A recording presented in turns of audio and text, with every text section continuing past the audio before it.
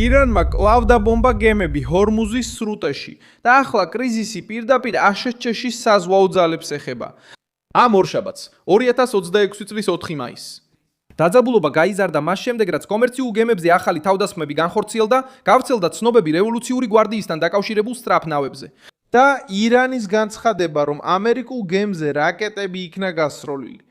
ვაშინგტონი უარყოფს, რომ ამერიკის შეერთებული შტატების საზღვაო ძალების რომელიმე გემი დაზიანდა, მაგრამ ტრამპის პასუხი უკვე ამოქმედდა პროექტი თავისუფლება. ოპერაცია, რომლის მიზანია გზის გახსნა, სატვირთო გემების თანხლება და იმის ჩვენება, რომ თეირანი მარტო ვერ გადაწყვეტს, ვინ შევა და ვინ გავა პლანეტის ერთ-ერთ ყველაზე მნიშვნელოვან მარშრუტზე. ყველაზე სერიოზული მომენტი მაშინ დადგა, როდესაც ირანულმა სააგენტომ ფარსმა განაცხადა, რომ ამერიკის შეერთებული შტატების სამხედრო გემი 2 რაკეტით დააზიანეს ჯასპორტთან, ჰორმუზის სრუტის სამხრეთ შესასვლელთან. ამ ყველაფერს მალე გეტყვი, მაგრამ ეხლა გირჩევ, გამოიწერო არხი, რომ ყოველთვის ინფორმირებული იყო. მიიღო ინფორმაცია რეალურ დროში, საუკეთესო ჟურნალისტური ხარისხით, რაც კი ოდესმე გინახავს მილსონ ალვისის სანდოობის სტანდარტით. ესკალაცია გაძლიერდა კვირას 3 მაისს, როდესაც მინიმუმ 2 ხომალდი თავდასხმის ობიექტი გახდა ამ რეგიონში. ერთ-ერთი მათგანი ბრიტანული მონიტორინგის საფუძველზე გავრცელებული საზღვაო ინფორმაციის მიხედვით უცნობმა ჭურვებმა დააზიანა ფუჯაირას ჩრდილოეთით, არაბთა გაერთიანებული საამიროების ტერიტორიაზე, 78 საზღვაო მილის მანძილზე. ეკიპაჟი უსაფრთხოდ იყო და გარემოზე ზემოქმედების შესახებ ინფორმაცია არ გავრცელებულა, მაგრამ გზავნილი პირდაპირ იყო. ირანი იყენებს შიშს ზღვაში, როგორც ზეწოლის იარაღს. სხვა თავდასხმა სირიკის მახლობლად ირანის სანაპიროზე მცირე შეიარაღებული ნავების მონაწილეობით განხორციელდა სატვირთო გემზე. ამ ტიპის ქმედებას დიდი გემის ჩაძირო არ ჭირდება, რომ ეფექტი მოახდინოს. საკმარისია მარშრუტის შეწყვეტა, დაზღვევის ღირებულების გაზრდა, სატრანსპორტო კომპანიების შეშინება და ყოველი გადაკვეთის საშიშ თამაშად გადაქცევა. რევოლუციური გვარდია ამას კარგად იცის. ამიტომაც იყენებს სწრაფ კატერებს, დრონებს, რაკეტებს და მუდმივ მუქარებს. ეს არის გამოფიტვის ომი ზღვაზე, რომელიც მიზნად ისახავს გლობალური ვაჭრობის დაღლას და ვაშინგტონის იძულებას მოლაპარაკებების ზეწოლის ქვეშ აწარმოოს. ყველაზე სერიოზული მომენტი მაშინ დადგა, როდესაც ირანულმა სააგენტო ფარსმა განაცხადა, რომ ამერიკული სამხედრო გემი 2 რაკეტით დააზიანეს ჯასკის პორტთან, ჰორმუზის სრუტის სამხრეთ შესასვლელთან. ამერიკის შეერთებული შტატების ცენტრალურმა სარდლობამ უარყო, რომ რომელიმე ამერიკულ გემს მოხვდა. მაგრამ თავად ამ ვერსიის არსებობა აჩვენებს, როგორც ცდილობს თეირანი ძალის დემონსტრირებას, მაშინ როცა ვაშინგტონი რეგიონში დესტროიერებს, თვითმფრინავებსა და ათასობით სამხედრო მოსამსახურეს აგზავნის. ამერიკის პასუხი მხოლოდ სიტყვებით არ შემოიფარგლა. ცენტრალურმა სარდლობამ განაცხადა, რომ მათი ძალები 4 მაისიდან დაიწყეს თავისუფლების პროექტის მხარდაჭერა, რომლის მისიაც ჰორმუზის სრუტეში სავაჭრო ნაოსნობის თავისუფლების ართგენაა. ოპერაცია მოიცავს მართვადი რაკეტებით აღჭურვილ გამანადგურებლებს, 100-ზე მეტ სახმელეთო და საზღვაო თვითმფრინავს უპილოტო პლატფორმებს და 15,000 სამხედრო მოსამსახურეს. ადმირალმა ბრედ კუპერმა განაცხადა, რომ მისიის მხარდაჭერა აუცილებელია რეგიონული უსაფრთხოებისა და გლობალური ეკონომიკისთვის. ფაქტობრივად, ტრამპი მკაცრ ნაბიჯს დგამს. ის ამერიკის საზღვაო ძალებს გზაზე აკენებს, სავაჭრო გემებს სამხედრო მხარდაჭერით გავლას ავალებს და ირანს აიძულებს ან უკან დაიხიოს, ან პირდაპირ შეუტიოს ამერიკის შეერთებული შტატების ძალებს. თუ თეირანი სატვირთო გემებზე ესურის, ის საერთაშორისო ვაჭრობის აგრესორად გამოჩნდება. თუ ამერიკულ გემებზე ესურის, ბევრად უფრო მძიმე პასუხის მიღების კარს აღებს.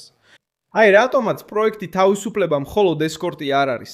ეს ზღვაზე ავტორიტეტის გამოცდაა. როიდერსმა გაავრცელა ინფორმაცია, რომ შეერთებული შტატების საზღვაო ფლოტის 2 მართვადი რაკეტებით აღჭურვილი გამანადგურებელი შევიდა ყურეში, რათა ირანის ბლოკადა გაერღვია და 2 ამერიკული დროშის ქვეშ მცურავი სავაჭრო გემი ჰორმუზის სრუტეს გადაკვეთა.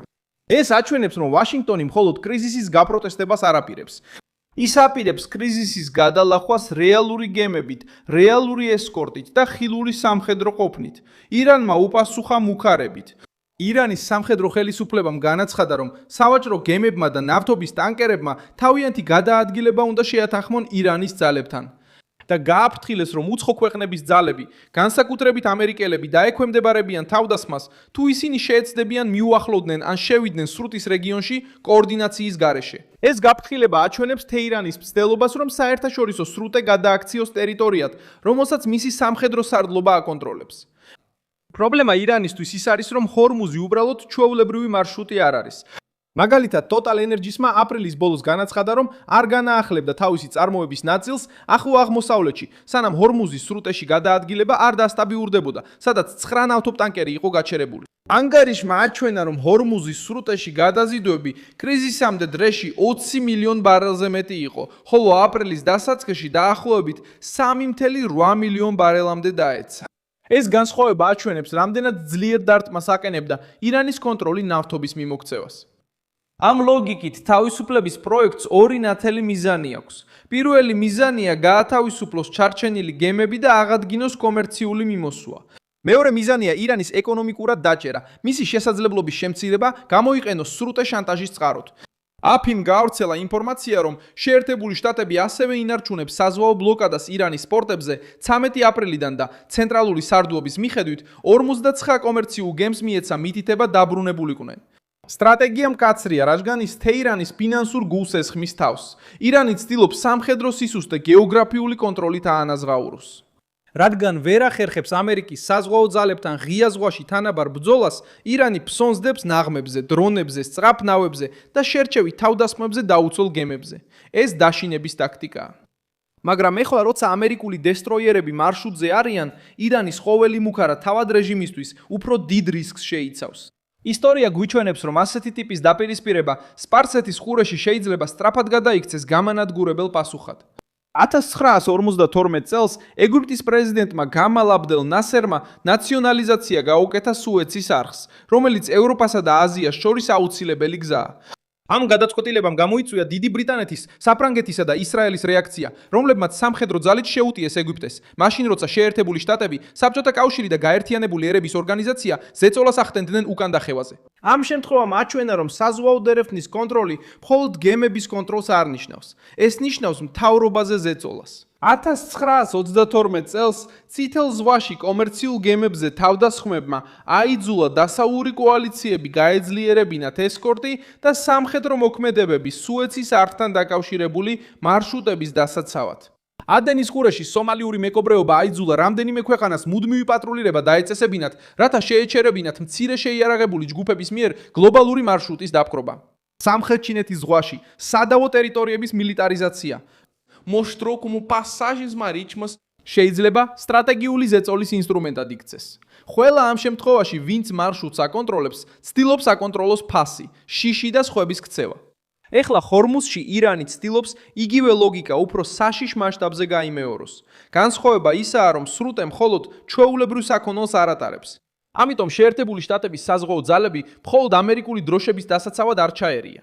ის ჩაერია იმისთვის, რომ ირანის რევოლუციურმა გვარდიამ საერთაშორისო დერეფანი შანტაჟის იარაღად არ აქციოს.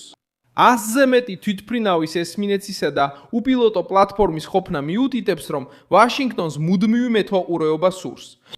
თავარი საკითხი ისაა, რომ ირანმა კიდევ უფრო მეტი გემი დაბომბა, გაზარდა დაძაბულობა ამერიკულ სამხედრო ხომალდებთან და ახლა ორგანიზებულ სამხედრო ოპერაციას უპირისპირდება, რომელიც მიზნად ისახავს ჰორმუზის სრუტეზე მისი კონტროლის მოშლას. კრიზისი დაიწყო სატვირთო გემებზე თავდასხმით, გაგრძელდა მუქარით საზღვაო ძალების მიმართ და გადაიზარდა უფრო დიდ დაპირისპირებაში. ვინ აკონტროლებს სრუტეს? რევოლუციური გვარდია თუ ამერიკის საზღვაო ძალები? რაც უფრო მეტად ესხმის რევოლუციური გვარდია დიაგემებს თავს, მით უფრო მეტ არგუმენტს იღებს დონალდ ტრამპი, რომ წინ წაწიოს პროექტი თავისუფლება და ირანზე ზეწოლა პირდაპირ საზღვაო პასუხად აქციოს. მე ვარ მილსონ ალვესი, ნიუსი და ჩემი მიზანია ყოველდღე სიმართლეზე დაფუძნებული ინფორმაციით კარგად ინფორმირებული ყავდეთ. ახალი ამბების ბმულები ვიდეოს არწერაშია. მოიწონეთ ეს ვიდეო, გამოიწერეთ არხი და ბოლოს გადახედეთ კომენტარებს, რომ კიდევ უფრო მეტად ჩაერთოთ მილსონ ალვესის საზოგადოებაში.